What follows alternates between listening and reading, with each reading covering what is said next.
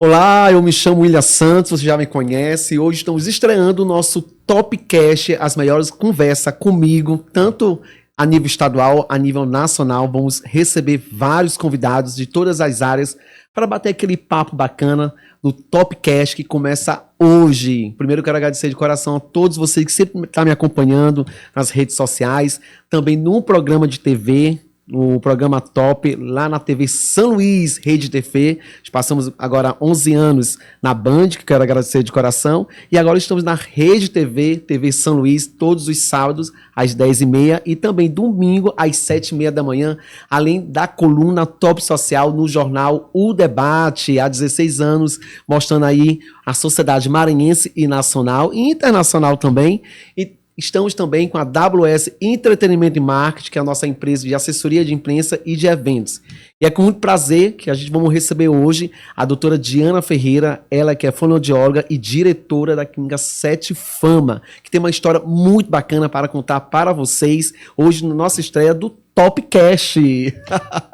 Muito bacana receber você. Seja bem-vinda aqui no Topcast, doutora Diana Ferreira. Eu que estou agradecida, né, em estrear, né, esse seu programa, ser algo diferenciado, que a gente já acompanha o seu trabalho. E agora com o podcast. Não, sou muito grata e vamos fazer ele ter sucesso, com certeza. Que legal. Doutora Diana Ferreira, você viveu a sua infância no bairro da Santa Cruz. Sim. Me conta um pouco da sua infância. Bom, minha infância toda a gente viveu nesse bairro, na periferia de São Luís, e a gente praticamente, vamos dizer que estudamos escola pública durante o tempo. Aos 8 anos de idade a gente foi participar, né, dos Gêmeos, que eram jogos antigos que tinha, e pegamos logo a seleção maranhense. E aí começamos a nossa, por 19 anos nessa correria, e graças a Deus eu só tenho a agradecer muito na nossa época, né, que o Estado incentivava, né, as pessoas a fazerem esportes. E como era o seu relacionamento com seus pais? Maravilhoso, né? Era bem maravilhoso. E também assim, que você sabe, na periferia, a gente não tem só os pais, a gente sai para... Hoje não faz, mas a gente saía para brincar na rua e tem os amigos. E hoje em dia, você sabe que as pessoas são muito trancadas nos seus apartamentos, já não conhece nem o vizinho do lado.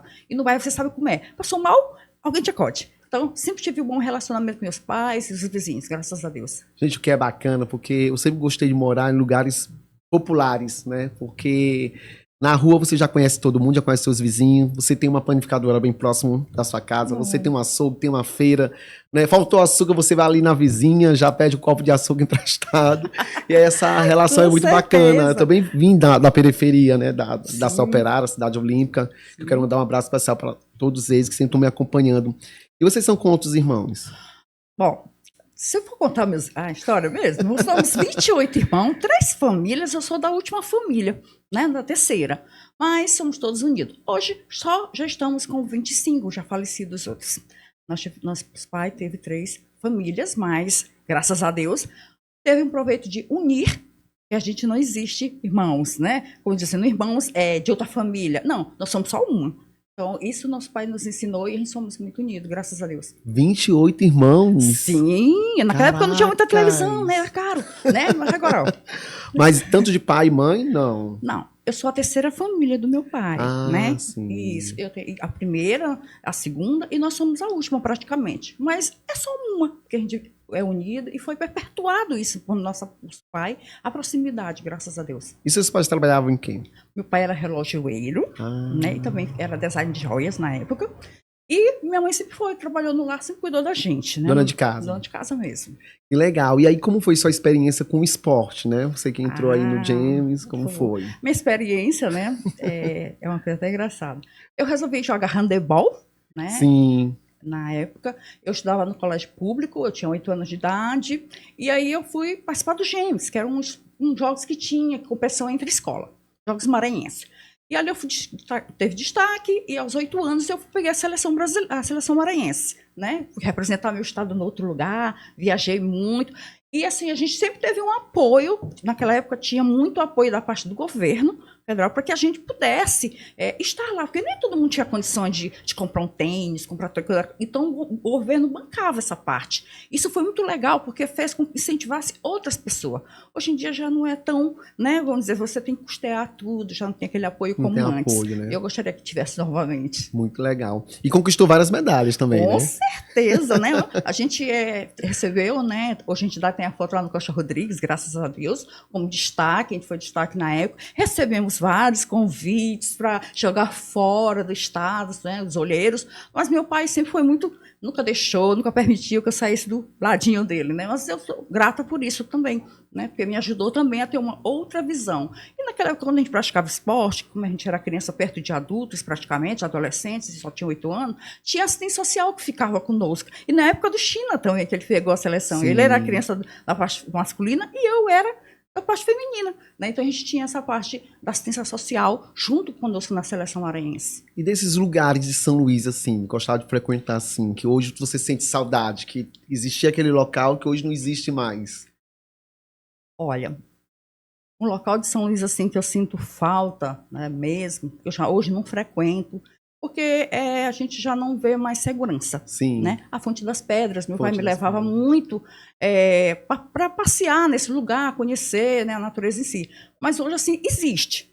No entanto, a gente já não tem mais aquela segurança que antes. Eu gostaria que tivesse, né, essa Ai, que segurança. legal. E o outro local, assim, que eu gostaria de muito de ir, né, de participar, e que fosse muito aberto mais ao público, que eu só fui uma vez, né, e era o sítio, né, onde tem a parte do sítio que tem a parte do, como é que se diz? Sítio físico? Isso, que tem a parte ainda daquela parte dos negros, que as pessoas fossem, tivessem aberto para poder conhecer a nossa história, da Najância, né, toda aquela história. Então eu gostaria muito que isso tivesse uma abertura para o público, não ficar só fechado, que é uma coisa tão importante para a história, né? E nós estamos no período de carnaval, todo mundo está caindo na folia. Você frequentou muito o Lítero, o Jaguarema? Sim. Bom, eu falei, eu nasci na periferia, né? Na periferia, a primeira coisa que a gente participa é na Associação de Moradores. Os moradores Naquela do época bairro. tinha os vesperais, os antigos vesperais. Então a gente participava muito, meu pai era presidente da associação na época, a gente entrava para os lados, sabe como é criança, né? E também participei muito no Lítero, com minha tia Edna, que sempre nos levou. E para carnaval eu acho assim maravilhoso. E assim, eu gosto da fantasiar, minha sobrinha sempre, eu fantasiei, e eu acho assim, que tem que perpetuar isso. Era uma época boa também, né, doutora Diana? Com certeza. Tinha segurança, alegria, não tinha celular na época, todo mundo se divertia, se abraçava, né? E brincava, realmente conversava, né? Hoje está todo mundo no celular, mas era uma época assim maravilhosa mesmo. O celular é ótimo, Sim. mas naquela época realmente brincar com o outro, sair, poder ir na rua brincar, era maravilhoso. Que Quem teve legal. aquela infância sabe o quanto foi maravilhosa, não é isso? E o seu primeiro emprego? Meu primeiro emprego foi assim, eu sempre fui uma pessoa muito determinada. E aos 15 anos de idade eu resolvi ir, quer dizer, eu passei numa fila e vi todo mundo com umas cacelinhas, eu disse, não, é isso, eu vou pagar a consulta e vou estar desse emprego. Paguei a consulta com o doutor Antônio de Pada Saldanha, que era neurologista, depois vim trabalhar na minha clínica, né? E eu, depois de um tempo, eu paguei, eu disse para ele que eu não poderia, né? Eu teria que ter o dinheiro de volta, que era emprestado. E aí ele achou engraçado e resolveu me contratar. Depois disso eu fui para o Sara, né? E aí eu trabalhei 2 anos do Sara, quando eu me acidentei, sofri um acidente de trabalho. Trabalhou em quê? Eu trabalhava de serviços gerais, que lá é um nome bonito. Serviços gerais. Auxiliar de higiene, né? E apoio. É um nome diferente. Então o Mas primeiro é emprego gerais. de carteira assinada foi de serviços Serviços gerais. sim. Então estamos empatados. Foi o meu primeiro emprego que também de carteira assinada, foi Que de serviços maravilha. gerais. Você tem orgulho? Muito orgulho. Eu costumo dizer para meus funcionários que eu tenho muito orgulho de ter pago minha faculdade, mesmo afastada, porque eu sofri um acidente, estava pelo INSS, de ter pago por aquele salário de serviços gerais mesmo. Eu tenho muito orgulho de que então, eu cheguei... Então, quando você fazia faculdade, Isso. pagava a faculdade? Pagava... Não, eu sofri um acidente. Sim. Aí eu fui afastada, porque a gente tem que se afastar pelo INSS, eu estava pelo INSS, tive que me recuperar. Foram muitos anos para que eu ficasse de pé, né? Porque ninguém tinha certeza que eu ia voltar a andar, mas Deus é maior, me colocou de pé. E o acidente foi como? Foi no próprio Saara, foi um acidente de trabalho, eu escorreguei, lá existe uma esteira chamada Trafic, e você tem que registrar para não entrar ninguém durante 2 horas. Só que alguém esqueceu de registrar. E aí eu entrei junto com a enfermeira, só que ela veio segundo, né? E eu fui a primeira. Então eu escorreguei, saí batendo na maca, remetei todos os meus ligamentos do joelho. E a perna virou, né? Para trás. E os médicos aqui do Maranhão condenaram, dizendo que ele tinha que amputar. Eu tive que fazer muita coisa, procurar vários médicos, até que eu encontrei um que disse, não vamos recuperar. E eu agradeço muito a doutor Milo Miranda por eu estar aqui hoje andando, muito mesmo. Ainda tem contato com ele? Tenho, com certeza. A gente que foram muitos anos, foram 10 anos para reabilitar. E são 20 anos que a gente estava nessa luta do INSS, pega laudo. Quem sabe do INSS sabe como é que é. A gente tem perícia, pega laudo e tudo mais. E a gente tem, né, a gente acaba sendo mais próximo dos nossos médicos. Essa é a verdade. E aí você foi fazer faculdade de fonoaudiologia? Sim, na verdade, eu queria ser fisioterapeuta. Mas por causa do acidente? Mas não, devido ou ao antes? acidente. Isso antes. Ah, tá. Devido ao acidente, eu não posso ter um ângulo menor que 90 graus para baixar. E aí eu preciso, como fisioterapeuta, eu precisava ter uma coordenação motora bacana e tal. E aí eu fui passando na faculdade do SESC, não sabia o que fazer, quando eu escutei um canto. E eu ouvi que estava alguém desafinado, que era minha professora depois, né? E eu perguntei o que estava cantando errado. Aí ela disse que era ela. Aí nesse momento eu disse assim, então temos que realmente... você conseguiu me ouvir nesses 48 alunos? Sim. Então, você tem que fazer fonoaudiologia. Foi aí que eu comecei. Aí você fez em qual faculdade? Eu fiz no SESC. No SESC. Na faculdade da Santa Terezinha, lá no Anil. E como foi o período dessa faculdade? Teve alguma dificuldade? Tive, claro. Como eu falei, eu vi lá na periferia. A gente não tinha dinheiro para comprar livros. Então, o que a gente fazia? Amizade com os pontos certos. Né? Então, eu fiz amizade com o pessoal da gráfica, eu pegava o livro, fazia xerox do livro todo e estudava. Então, eu nunca tive um livro comprado. Eu sempre fazia xerox daqueles livros. Eu tenho muito orgulho de dizer isso, né? Porque o mais importante é o quê? O objetivo que você traça. Agora tem uma coisa muito importante com a doutora Diana Ferreira, porque em 97 ela teve um sonho, né? Um sonho muito bacana e que ficou guardado. Eu acho que esse sonho ele marcou muito você e vai ficar marcado, acho que, pro resto da sua vida, né? Me conta um pouco desse sonho. Bom, como eu falei para você, eu sofri um acidente de trabalho em 19/5/1997.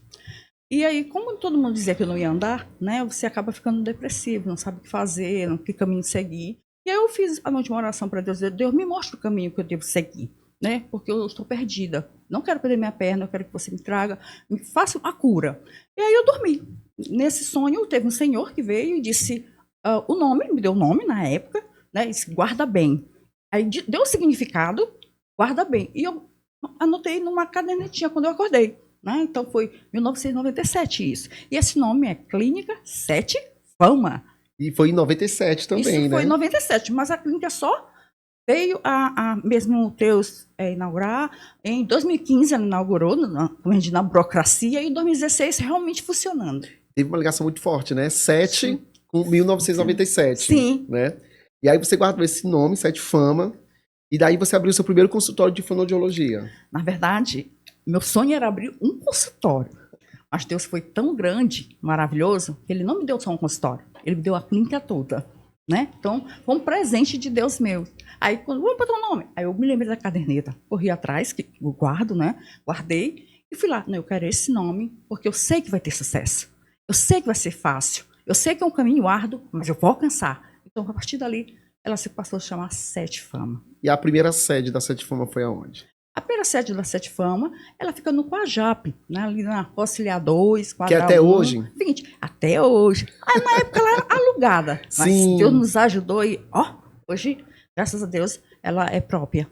Que legal. E a 7 Fama hoje conta com quantos funcionários? No começo a gente contava, eu costumo dizer que eu tenho um funcionário relíquia. Sim. Né? Que é um funcionário que eu tenho, que antes de eu alugar a casa, ele já estava lá. E ele trabalha comigo há 9 anos, vamos fazer 9 anos agora. E assim, hoje nós temos uma média de 85 funcionários. Muito. Porque, como eu disse, a gente tem a matriz e Deus nos abençoou. Em menos de um ano a gente teve uma filial, depois a outra filial, e Deus só vem nos abençoando, né? Por isso que o nome diz 7. Eu espero ter 7 unidades. Agora que é legal, porque a doutora Diana, ela conseguiu que a clínica fosse a primeira a ter a terapia ABA, né? Que é a análise de comportamento aplicada, né? Como foi para conseguir esse título? Não foi fácil. Até porque... Nada é fácil, nada né? é fácil. A gente tem que ser desbravador, né? Naquela época não existia a terapia ABA, vamos dizer assim, muito falada no Maranhão. Era muito restrita nas residências daquelas pessoas que tinham condições financeiras. No entanto, quando a gente abriu a clínica, a gente viu a necessidade de que ampliasse esse público, né? Fosse uma possibilidade. Então, a gente criou um projeto, né? Enviou esse projeto para a ANS, toda essa parte, e aí a gente resolveu implantar esse serviço na Clínica Sete Fama, desbravando, que eram umas 5 pessoas que faziam profissionais aqui do Maranhão. E aí, nesse momento que a gente fez essa parte, a gente também buscou um outro auxílio, porque não adianta ter dentro da clínica se a pessoa não tem como pagar. Então, dessa forma, o que a gente fez?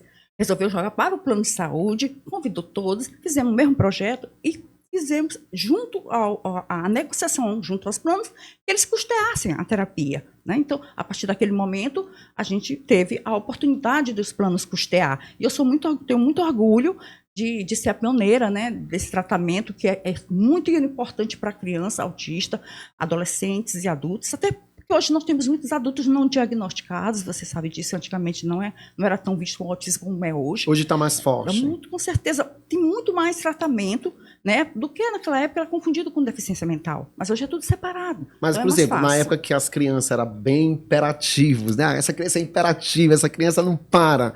Ela tinha alguma deficiência? Olha, o que a gente que vê é hoje... diagnosticado hoje? O que a gente observa hoje, que assim, pai de crianças autistas, né? Geralmente, ela tem... porque ele é hereditário, tá? 99,9% é hereditário. Só 2% é genético. Né? Então, assim, com certeza, teve muitos autistas não diagnosticados, criança que ficava isolada, né? Não brincava muito com o outro, às vezes era agressivo, né? Também na escola tinha um déficit de atenção, aquela menina danado, esse menino não para, né? Coitada da professora, também não tinha informação na época, né? Não era como é hoje. E aí, para você ver, eu também tinha um pouco mais de compreensão, porque, querendo ou não, a minha sócia proprietária e irmã, Ana Célia, é um autista não diagnosticado. Gente, é porque, na verdade, hoje está mais aberta a informação, né? Então, antigamente, não tinha as informações, principalmente para aquelas pessoas que eram de baixa renda, né? Então, muitos pais tinham as crianças, né? Filhos ali, sobrinhos, e não tinha como fazer o tratamento, né? Como hoje, né? Hoje está mais aberto, hoje tem mais programa do governo, né? E a Clínica Sete Fama, além de cuidar de autista, tem outros tratamentos também, né, doutora? Sim, temos, sim. Assim, hoje 99,9% do nosso público são de crianças autistas e adolescentes, né? Estou chegando agora os adultos. Porém, a gente também tem as outras, né? As outras especialidades que também tratam as outras patologias, né? E transtorno de linguagem, que a gente sabe como é, apraxia de fala, né? O AVC em si, né? Como a gente sabe, que ocorre, Alzheimer, Parkinson. Então, tem uma gama, né? De tratamentos de outras vertentes também. É legal. Assim, e vocês têm hoje nome na praça, né? Vocês têm credibilidade no mercado. E para isso precisa ter uma equipe boa, né? Uma equipe focada, né? Como é a sua relação com a equipe? Bom, o primeiro ponto, a gente tem que... eu vou te colocar um ponto que é muito importante. A gente sabe do sofrimento do outro quando a gente passa por ele também. Então, assim, todos aqueles problemas que eu passei, as dificuldades naquela época para me botar de pé, eu senti na pele como é difícil, fui para cadeira de roda, não sabia que andar, aí veio as bengalas, as muletas, depois as bengalas que meu namorado, eu costumo dizer que a minha namorada que nunca largou, foi a bengala, né? E às vezes eu tenho que voltar para ela, machuca e tal. Mas eu quero dizer que quando você tem essa visão, você passou por isso, você tem um olhar mais humanístico. E é nesse momento que você tem esse olhar humanístico, é que você começa a fazer com que a equipe veja a sensibilidade do outro e se colocar no lugar do outro, do acolher. Então, a gente coloca como base central da clínica de saber acolher a mãe que chega, e já chega às vezes já cansada de outro lugar, irritada, às vezes em depressão, porque recebeu o diagnóstico, né, e não está aceitando ainda. Então, a gente tem que ter essa parte da humanização. E esse meu relacionamento com os meus funcionários é maravilhoso, eles adoram. Quando tem eventos, eu levo, porque assim, não existe empresa se eu não tiver funcionários. Então, assim, se eu para receber um prêmio, fui chamada, participar de uma Cotop, né, ou do Feijão Top, eu levo os meus funcionários, porque eles são os representantes da minha empresa. Então, eu gosto de ver, porque isso também motiva. Eles veem essa proximidade que a gente tem um com o outro. Isso é legal, a valorização, né? Sim. E o que é bacana, porque às vezes, por exemplo, minha produtora fala para mim, William, tu gastou aqui praticamente quase 5 mil reais só de brindes. E hoje tudo é relacionamento na vida, Sim. né? Por exemplo, eu tenho uma empresa de assessoria de imprensa, então eu tenho que ter assessoria de imprensa com todos eles ali da imprensa, né? Hoje Digital Influencer tá aí também para divulgar. E você sempre tem que estar ali a ajudar eles, porque às vezes tem pessoas que só querem vir a nós, né? Aí fica difícil, né, doutora? Isso, com certeza. E valorizar também a pessoa que está ali te ajudando a tua empresa a crescer. E isso é importante, né? Às vezes o funcionário só recebe, quando no final do ano, só recebe um cartão digital de Feliz Natal, né? E aí não tem uma confraternização, não tem um incentivo, né? Então hoje muitas empresas elas estão buscando pessoas que sejam proativas, mas também que eles ajudam essas pessoas, né? Sim. E isso é importante, né? Porque assim, eu acredito que dentro do contexto do trabalho, né, você tem que motivar o seu funcionário todos os dias. Assim também como ele tem que te motivar. Né? Mostrando desempenho no seu trabalho, mostrando a sua capacidade de atender, do acolhimento, de estar se sentindo no lugar do outro, e ver a clínica como não só o seu trabalho, mas sua casa. Assim como as crianças vêm, né? Elas se sentem donas. Isso é maravilhoso. E é dali que ele tira o pão de cada dia, né? Isso. Acho que tem que ter a valorização, tanto da parte do funcionário como a parte do chefe também, né? E isso é legal, essa relação que você tem com seus funcionários, que eu vejo, né, durante essa parceria que nós temos lá no programa de TV, de estar valorizando eles, de estar levando eles para os eventos, né, para eles estar ali contigo, se divertindo, né? E isso é muito bacana. Agora, voltando um pouquinho mais atrás da vida da doutora Diana Ferreira, eu queria saber um pouco mais como foi essa debilitação na saúde, né? Porque você teve algumas cirurgias que você fez, né? Acho que foram 4 cirurgias, e todas as cirurgias você sofreu hemorragias, né? Me conta, como é que começou esse processo? Tudo começou lá pelo meu acidente em 1997. Mas, como eu falei para vocês, os médicos naquela época, eles não tinham a parte da humanidade que tem, né, alguns hoje. Não são todos, mas tem alguns. Então, eles às vezes esquecem que o paciente está presente, e eles dizem, não, vamos amputar. O paciente bem ali, olhando tudo, ouvindo tudo, e aí a depressão ocorre no paciente. Então, assim, foram muitas lutas. Depois de que eu tive esse acidente, que eu fui para a INSS, perícia também, que na época não era computadorzinho, não era papel. A gente tinha que ir para lá cedo, aquela coisa toda. Foi muito difícil. Depois do acidente, eu levei 2 anos para poder operar. Foi minha cirurgia depois de 97, eu fiz 2 anos fazendo tratamento e resolveram me operar.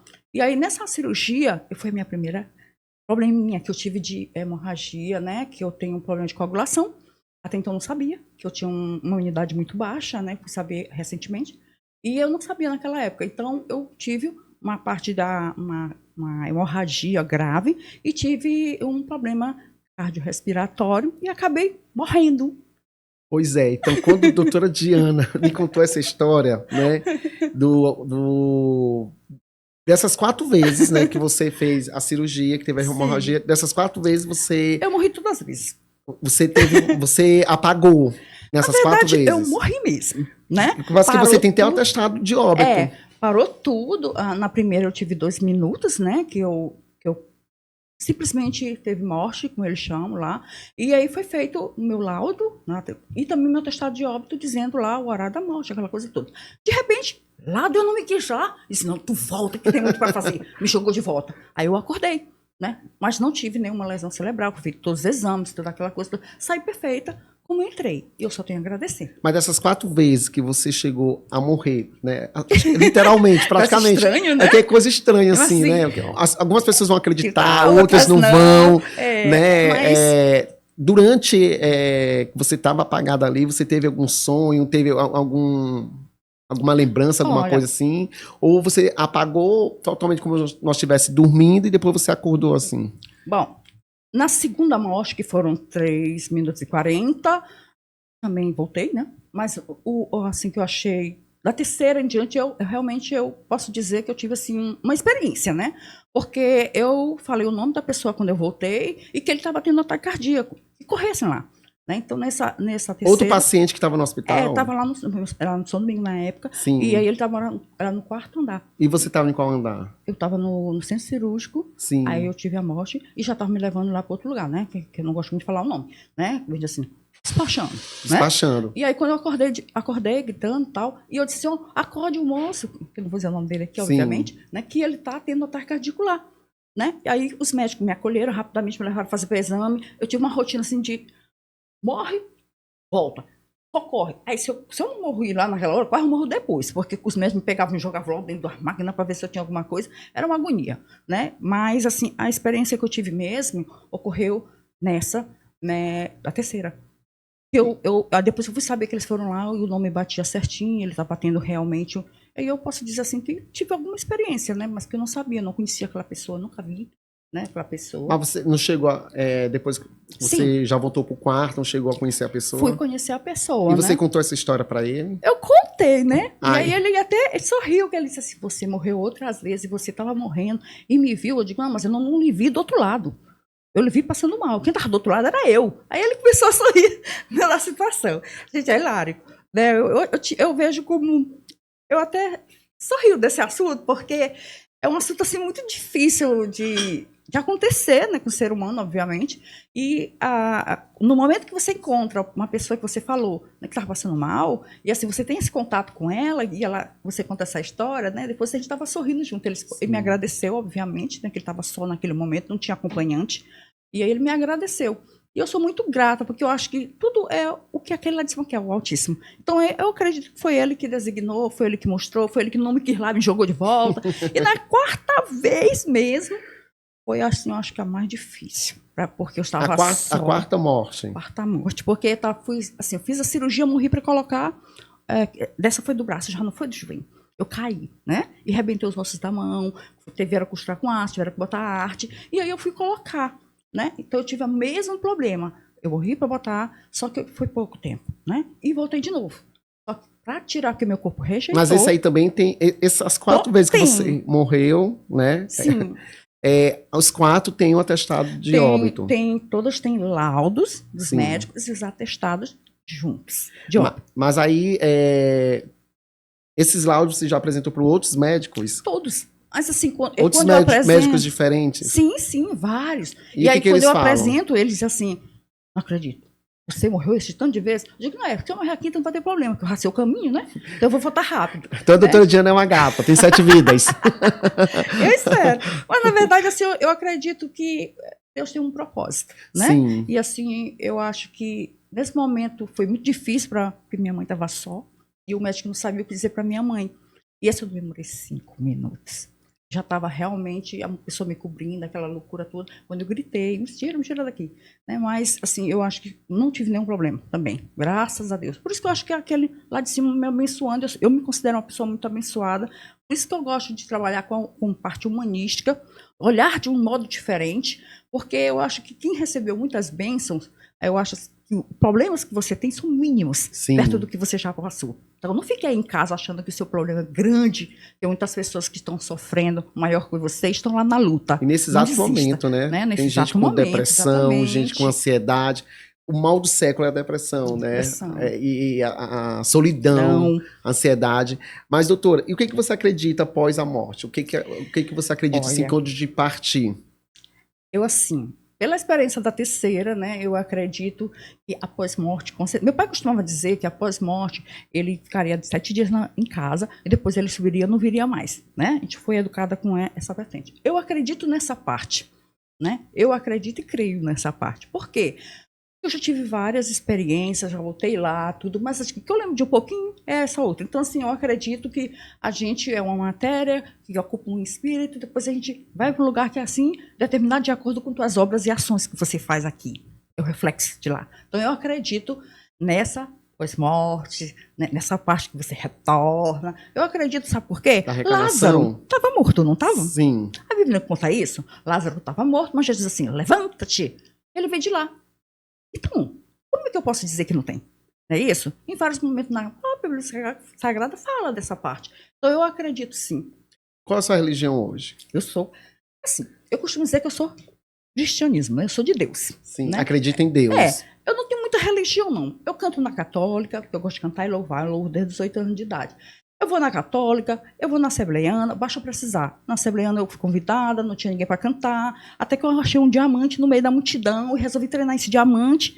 E aí ela ficou treinando lá, cantando naquela parte. Que eu acho assim, você está ali como servo instrumento. Você faz o planejamento e aí você deixa o diamante e vai ser chamado para outro lugar, né? Então, eu sou cidadão do infinito, como diz a música, né? Eu sou missionária. Então, esse é um trabalho que a gente já tem, desenvolve, porque eu costumo dizer, eu sou católica, né? Mas eu pertenço, eu sigo a Cristo.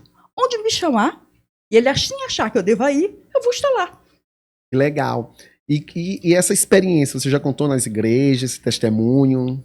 Na verdade, William, assim, eu contei uma vez só, né, na igreja que eu participava, que todos já sabiam da situação, né, claro, no bairro, né, 18 anos eu cantava lá, então todos lá sabiam realmente o que ocorreu, viram os documentos, eu contei, porque às vezes eu contei para as pessoas que estavam se sentindo um quadro depressivo e às vezes a gente tem que mostrar que nem sempre o quadro negro é tão negro. Sim. A gente tem que enxergar uma luzinha no meio de lá, só depende de nós, né? Então, eu contei na igreja que eu participava, no Santa Cruz. Depois disso, não, assim, eu nunca dei testemunho muito dessa parte, porque, como tu falaste aqui agora há pouco, muitos acreditam, outros não, assim, mas o importante é que eu vivi, né? E a gente tem documentos que provam isso, né? Eu tive um problema aí recentemente, fui parar na emergência, e eu falei pro médico, olha, eu já morri 4 vezes. Ele disse, não te preocupa não, ela tá delirando. Foi preciso o meu outro médico mandar toda a documentação para eles, porque eles são amigos, via o WhatsApp, que hoje é mais rápido, né? E aí ele viu todos os meus laudos e atestados, né? Médicos lá, e óbitos também, e ele viu que eu não estava, né? Porque ele disse, realmente ela passou por um momento difícil. Aí ele até disse pro médico que estava me atendendo na emergência, ver se realmente ela está aí ou é um ghost, né? Pra ver se ela está aí, se ela não virou um ghost de repente. Mas foi muito legal e eu levei na brincadeira, né? Então, assim, esse é um dos pontos que a gente tem que ter em mente. Você passa por momentos difíceis? Com certeza você passa. Quem não passa? Mas você pode ter a certeza que ali existe meta, ali existe um propósito, e você tem que ter uma força e botar na sua mente que você vai sair desse momento. E é nesse momento que você começa a chegar tudo de um prisma diferente, né? Nada vai te afetar tanto depois. Por quê? Porque você já passou por um árduo caminho. E aí você começa a valorizar tudo ao seu redor. E hoje, valorizar a vida, né? Viver intensamente, aproveitar o dia igual o Carpe Diem, né? Como é hoje a sua vida, né? Porque você comanda uma clínica, que é a Sete Fama, né? É só de casa para clínica, de clínica para casa, ou de vez em quando tá viajando com os amigos, familiares, aproveitando cada segundo, né? Porque passar por 4 óbitos, né? Praticamente, né? Não é fácil. E, eu acho que assim, ninguém não passa assim por isso, né? Fica bem Tem gente que se livra da morte, né? Deus sempre tá livrando ali. Assim, Deus já me livrou de várias mortes, né? Que já era para estar morto e Deus me livrou. Mas a pessoa morrer ali e depois voltar, né? Porque às vezes as pessoas pensam que é muito evangélico isso, né? O pentecostal ali, né? Né? Eu sempre estou lendo o testemunho e assistindo testemunho de vários irmãos que passa por eu fui no inferno, né? Ou eu fui no céu e voltei, né? Mas para a pessoa morrer ali e ter o atestado de óbito, né? Que comprove que você teve isso, né? Como é a vida hoje para você? Eu vivo intensamente cada segundo da minha vida, né? Por quê? Porque eu acredito que depois que você passa tudo isso, como eu falei, você vê tudo de modo diferente. Então você olha o mundo de uma maneira diferente. Então assim, eu trabalho, claro, da Clínica Sete Fama, nas filiais, atendo as crianças, porque eu costumo dizer que são minhas também, eu não tenho filhos, né? Então eu tenho muitos filhos dados por Deus para cuidar. Então assim, eu vejo tudo de um modo vamos dizer assim, colorido. Eu costumo dizer assim, o seu brilho tem que chegar antes de você no lugar, né? Por quê? Você tem que ter essa alegria, essa motivação, e isso tem que passar para o outro. Então, assim, fora a Clínica Sete Fama, eu gosto de viajar, né? Adoro botar lá, fazer meus vídeos, né? Eu sempre viajo com minha família, né? E por que isso, Diana? Né? Eu tenho um probleminha chamado síndrome do sono REM. né? O que é isso? Ah, que legal! Que síndrome é essa? Que hoje é tanta síndrome. A síndrome do sono REM, algumas pessoas não passam por certos sintomas. Algumas têm, dormem, voltam, tranquilamente. Tem gente que dorme uma semana inteira, tem gente que dorme um mês. Então, assim, a síndrome do sono REM, no meu Mas caso... tá em coma?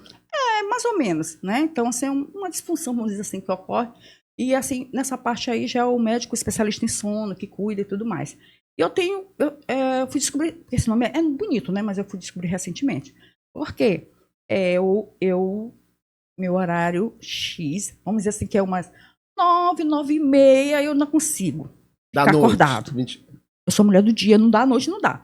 Para mim ir para eventos, participar dos eventos, seus eventos, de outros eventos, eu tomo um comprimido, né? Que vai me deixar acordada. Elétrica, no sentido da palavra. Tanto é que eu não paro, né, William?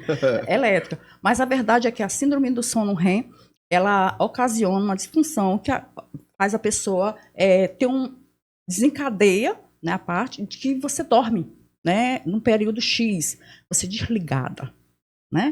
Outras pessoas são desligadas para voltar no outro dia, como eu, acordo no outro dia. Tem gente que não quer uma semana. Vai depender muito do grau dessa síndrome que você tem, né? Então, por isso que eu viajo muito com minha família, eu não saio com pessoas estranhas, porque assim, como você apaga, você não sabe o que vai ocorrer durante esse período, porque você não vai lembrar de nada.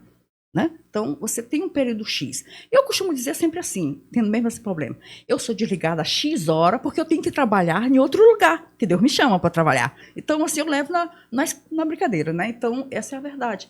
Então, minhas viagens todas são com minha família, eu estou sempre família, mas adoro me divertir, agora adoro estar na natureza, adoro ir participar dos eventos, né? Mesmo com todas as problemáticas, a gente adora participar dos eventos e levar a vida de modo leve, sorrindo sempre, que é a sua marca, né, registrada, que a gente costuma dizer, né?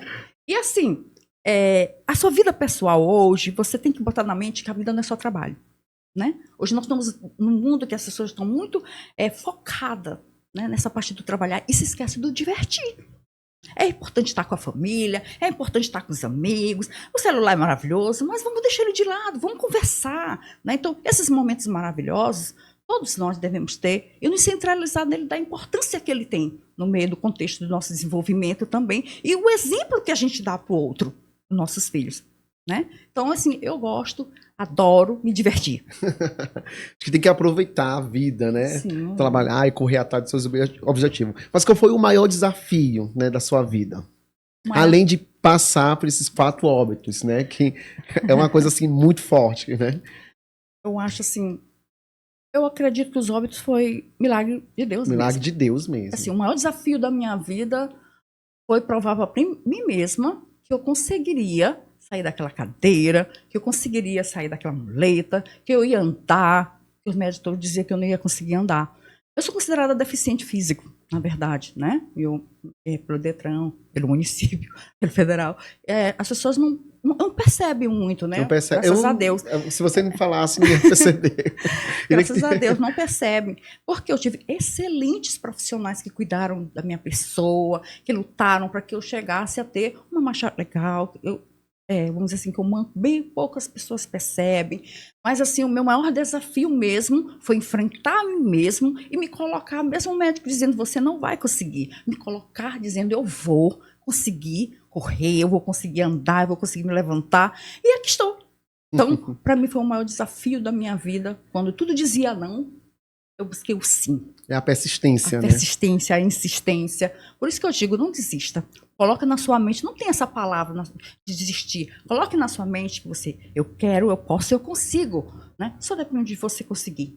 Então, eu entrevistei a Anitta, ela estava em São Luís aqui, fui lá no camarim, entrevistei ela, mas aí eu comecei a observar algumas entrevistas dela, né? E tem uma das entrevistas que ela fala que tudo que ela quer, ela consegue, né? Ela falou, se eu quero ser isso, eu vou ser isso, né? Então, isso é bacana, porque é a força do pensamento, né? Sim. Você tem algum pensamento, às vezes, negativo? Olha, quem não tem? Todos, Essa é né? a grande pergunta. Quem não tem? Mas, ao mesmo tempo que a gente tem esse pensamento negativo, aí a gente olha assim para o nosso hall de vida para trás. Que é um presente você estar aqui. Então, os pensamentos negativos se vão e a gente tem que procurar soluções, Sim. né? Não se deixar levar, mesmo que as coisas estejam ruins, as tempestades estejam caindo por lá, você vai estar plena, maravilhosa, linda, em qualquer lugar. Porque o outro está operando por você. Faça a sua parte e entregue na mão dele o restante. Entregar tudo na mão de Deus, Exatamente, que ele vai fazer o que tem que é ser a melhor feito. coisa, né, doutora? Então, assim, a gente não pode ter essa parte do negativismo, do positivismo, mas ninguém trabalha com achismo, né? Então, para chegar onde você quer, você traça metas. E você tem que, muitas das vezes, abdicar de muita coisa para conseguir também. Por isso que eu digo, tudo que a gente quer, a gente consegue. Mas não é fácil, assim. Tem um trabalho, tem um percurso a cada momento para percorrer. E você tem que botar na sua mente que os grandes vencedores, eles também tiveram esse trabalho.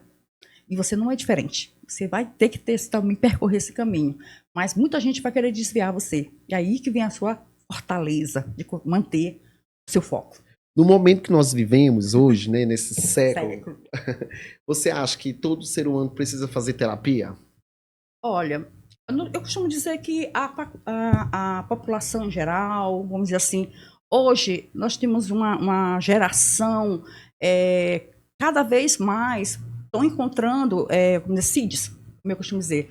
Nós temos doenças que antes a gente nem conhecia, nós pisávamos na lama, nós pisávamos, brincávamos, jogávamos areia, a gente nem ficava doente assim como a gente vê hoje. Mas hoje as crianças, elas estão tão dentro de casa que aí começam a ocorrer outros problemas. E esses níveis de doença, esses patamares de doença, por quê? Porque aqui não criam muita defesa, né? Ou tem alguma coisa já hereditária, isso está crescendo a cada dia. No autismo não é diferente, cada dia cresce mais, né? Vamos dizer. Isso também para as outras coisas. Mas a parte que vem crescendo mais, que a gente observa mais, são as pessoas que estão entrando em estado de depressão. Hoje, depressão e ansiedade está no patamar mais alto, como a gente costuma dizer. Por quê? As pessoas estão se isolando muito. A tecnologia é maravilhosa, mas as pessoas começaram a se isolar, não conversam mais, não estão junto à sua família, acham que um amigo virtual é maravilhoso, né? É bom ter um amigo virtual. Eu acho maravilhoso. No entanto, eu tenho que lembrar daquele que está do meu lado. E às vezes está precisando de mim, eu nem enxerguei, não é verdade? Sim. E aí é o que a gente vê, pessoas com muita ansiedade, né? Muita depressão, e a gente vê que o índice está aumentando, né? Eu acredito que hoje a depressão e a ansiedade, elas estão num patamar muito grande, às vezes mais pela tecnologia que vem isolando muita gente, e por algumas questões que não foram implantadas na família, né, desde cedo, para fazer com que aquela pessoa entenda a importância de se manter raízes, de passar esses ensinamentos de geração para geração. Ela tem muitas pessoas carentes no mundo, né? Carentes, acho que de tudo, tudo, né? De amigos, de amor, de tudo, né? Tem muita gente que, às vezes, eu acho que também é a criação, né? Sim. Da infância, que afeta muito hoje a vida adulta, né, doutora? Com certeza. Essa criação, como eu digo, esses valores que nós fomos criados, que é da tua época, não é da minha não, né? Aquela disciplina que nós tínhamos na escola, Educação Moral e Cívica, OSPB, nos ajudávamos a ter um senso crítico, nos ajudávamos a olhar o mundo diferente e a lutar de modo diferente. Hoje tudo isso não existe mais. Não existe. Né? Hoje a gente tem outras vamos dizer assim, matérias que muitas vezes você nem usa na vida cotidiana, né? Então, se tivesse ainda essa parte, eu acredito que muitas pessoas estariam mais centralizadas, né? Esse nível diminuiria bastante, né? Esse isolamento diminuiria bastante, porque, vamos dizer assim, eles seriam pessoas mais fortes. Mais fortes. Para enfrentar os problemas, porque quem não tem vendavais, não é isso? Hoje é bem difícil, né? A relação também dos pais com os filhos, né? Porque antigamente tinha aquele respeito, né? Às vezes, por exemplo, minha mãe me conta que quando eu entrava na sala que vovó estava com alguma visita, ela só olhava para a mamãe já saía, né? Hoje a criança, ela só se mete na conversa, ai, mamãe, me tira isso, tal. Então, às vezes, o relacionamento... A criação mesmo, né? Porque antigamente tinha um respeito, né? Por exemplo, eu tomo bênção para minha mãe até hoje, né? Eu tenho a minha mãe para mim é como se fosse uma rainha, como se fosse uma santa, assim, né? Eu cuido muito da minha mãe, né? Meu pai já partiu. E hoje vê o caso de muitos filhos aí, né? Agredindo os pais, matando, roubando, né? Então não tem mais aquele amor, né? Porque isso aqui está afetando muitas famílias, né? Então, a relação dos pais com os filhos com os pais, é totalmente diferente como era antes, né? Com certeza. Antigamente dizia assim, o que está fazendo meu filho desviar do caminho? É a televisão. Mas hoje não é a televisão, né? A tecnologia está na sua mão. Isso também a gente tem que ver que, à medida que você foi tendo seus filhos, você não foi colocando os valores que nós tínhamos de respeito, de respeitar o professor na sala de aula, de tomar a benção. São fatores importantes, né? Hoje, como isso não é perpetuado, a gente está se perdendo nessa parte. Né? Então, esses valores ele tem que voltar. Mas parte de você, enquanto pai, mãe, fazer com que seu filho também aprenda os valores, aprenda os respeitos que tem que ter para com o outro. Porque a gente, quando não faz isso na nossa família, isso cria uma geração que não vai ter respeito, que não está nem aí para o outro. Tanto faz se caiu bem aqui ou não vou acudir, eu vou filmar. Sim. Não é isso? O que é a realidade que a gente vê hoje? Quando naquela época tinha sensibilidade, as pessoas iam ajudar. Mas hoje a gente vê o quê? Pessoas pegando o celular e filmando. Né? Então, assim, a gente vê como está se perdendo a parte da solidariedade, a parte da sensibilidade. E eu acho que, como pais, nós temos que implantar isso no nosso lar. Para que as gerações futuras, nossos descendentes, eles também sejam mais solidários e mais sensíveis às causas dos outros. Que legal. Então, essa é a doutora Diana Ferreira, fonoaudióloga, diretora da Clínica Sete Fama. Vamos fazer um bate-papo rapidinho? Um bate-bola, na verdade? Eu vou falando uma palavra e você vai respondendo rapidamente. Família. Você, né? Vamos começar por família. Família é algo maravilhoso na minha vida. Amor. Amor, eu tenho amor dos meus irmãos e luto por cada dia por um amor próximo, com certeza. Vida. Minha vida só tem agradecimentos. Sete Fama. Meu sonho. Autismo. Minha luta. Uma comida. Uma comida? Deixa eu ver. Eu sou muito seletiva também. Vou dizer assim, eu acho que eu gosto... Todo mundo vai rir de mim, gente. Não é bem comida, né? Mas eu adoro. Sou viciada em pão, gente. Pão? Eu não é bem comida, né? Mas eu sou viciada. Um sonho. Parte. Um sonho. O sonho de conseguir fazer com que a criança autista ela seja respeitada nos seus ambientes, não só a pessoa com autismo, mas a inclusão social seja realmente ditas como lá na lei, no papel, mas na prática. Autista em todos os lugares. Eu costumo dizer que o lugar de autista é em todo lugar. Todos os lugares. Mas a gente sabe quanto é difícil para a mãe quando chega lá na sua escola e aí não tem vaga para o teu filho só porque ele é autista. Ou porque ele tem alguma outra deficiência, né? Um país. Um país que eu adoraria conhecer, com certeza Portugal. Uma cor. Uma cor? Acho que vermelho. Vermelho. Olha, doutora Diana Ferreira, que prazer imenso receber você aqui na nossa estreia do nosso podcast. E quer fazer algum agradecimento especial? Eu quero sim. Eu quero agradecer a oportunidade de ter conhecido você, obviamente, né? Por meio também dessa parte, né, que você procurou, nessa parte de atender uma pessoa. Sou muito grata, espero que esteja bem. E assim, eu quero agradecer a todas as mães lutadoras, que a gente sabe que não é fácil, de estar lá o dia todo, abdicar da sua vida para cuidar do seu filho. E muitas das vezes é mãe e pai ao mesmo tempo, né? Porque muitos pais abandonam essa mãe, são raros, ou quando a gente vê os dois, né, junto na terapia. Então eu quero agradecer às mães, às pessoas que lutam por seu espaço, não só o autismo em si, mas as pessoas que são 10 bravadores, como a gente costuma dizer.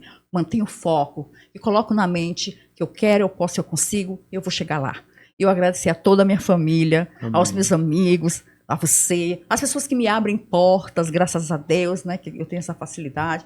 Então, principalmente, aquele que me deu a oportunidade de voltar 4 vezes. Deus. Além da Clínica Sete Fama, oferece vários tipos de serviços, né? Me fala alguns serviços que a clínica oferece. Bom, a Clínica Sete Fama, ela oferece a terapia ABA, ela oferece fonoaudiologia padrão e também a eletrofonoterapia, que é um vertente da fono, mas usando aparelho para isso. Nós temos a psicologia, psicopedagogia, integração sensorial, terapeuta ocupacional. Nós temos também, como eu costumo dizer, né?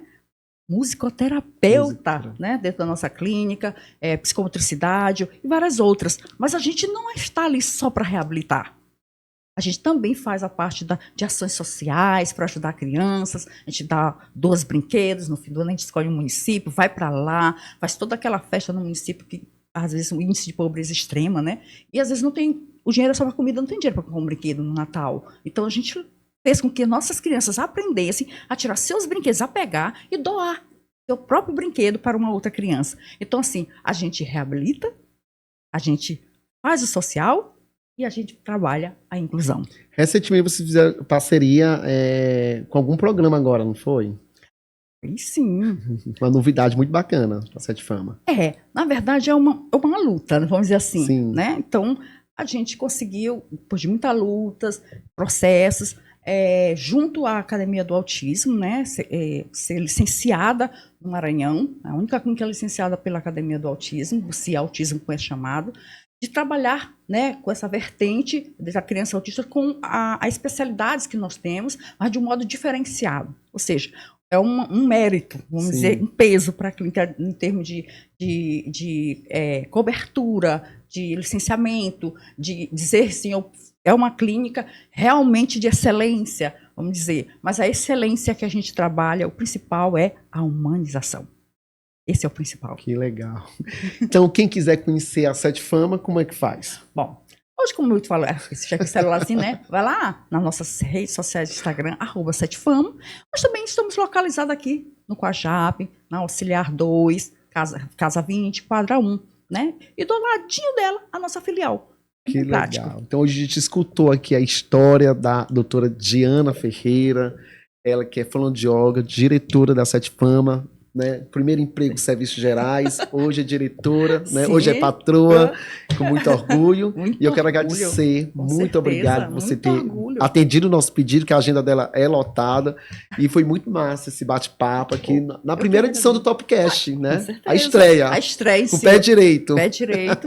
E assim, eu desejo muito sucesso, obviamente, porque você é um rapaz também lutador, que veio lá da periferia, lutou muito por seu espaço, a gente sabe que não é fácil no mundo da comunicação. Não é fácil. Né? E a gente deseja, enquanto pessoa, que você tenha muito sucesso, que Deus abra portas para você, que você tenha a visão holística, né, toda a sistemática, não só daquele que fez parceria com você, mas sinta, né, se no outro, os problemas que ele tem no autismo, quando você vai na nossa clínica, as crianças ficam perguntando quem é, aquela coisa toda. Sim. Porque quando a gente vivencia isso, as portas, quando a gente quando se mostra nosso sorrisão, quando a gente é sua marca, né, as coisas ficam mais leves, mais fáceis de conquistar.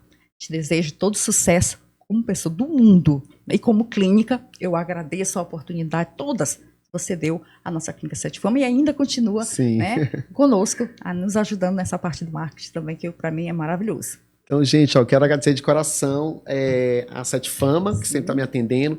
E quero mandar um abraço especial para a nossa social media, Vanessa Oaki, ela que fez toda a nossa comunicação visual, nossas artes.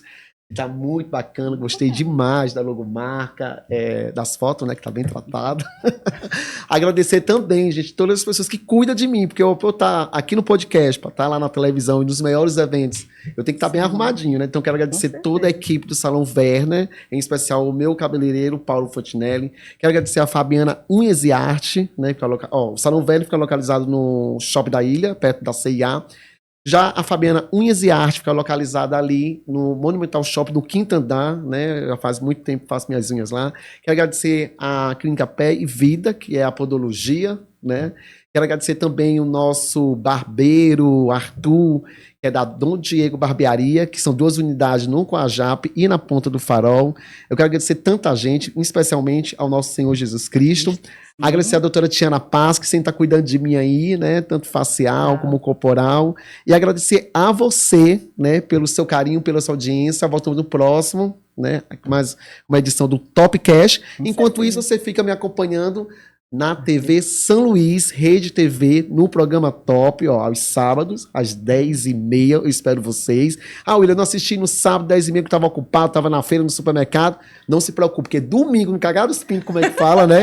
Nós estamos lá às 7h30 da manhã com o programa Top, na TV São Luís, Rede TV, canal 8.1. Então, espero todos vocês. E só lembrando que o nosso Insta é @William Santos Oficial, William com 2L e M de Maria no final. E nós temos uma reserva, né? Que é @William Santos TV. E do programa é @Programa Top SLZ. Então, muito obrigado. Tchau, tchau. Tchau, tchau.